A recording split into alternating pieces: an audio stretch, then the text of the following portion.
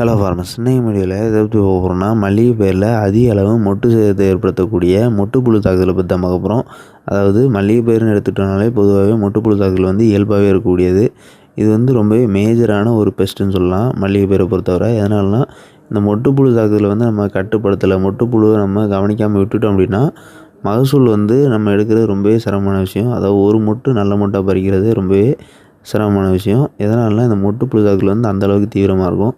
இந்த புழுக்களை அழிக்கிறதுக்கு நம்ம ஒரு 5 கெமிக்கல் கம்பைனேஷன் சொல்கிறோம். அதை பார்க்குறதுக்கு முன்னாடி இந்த மொட்டுப்புழுக்கள் எல்லாம் எப்படி ஏற்படுது அப்படின்னு பார்க்கும்போது, இந்த புழுக்களை உற்பத்தி செய்யக்கூடிய தாய் அந்த பூச்சி சிறிய சிறிய முட்டைகள் பச்சை மொட்டுகளாக இருக்கும்போதே பூக்களில் இட்டுட்டு போயிடும்.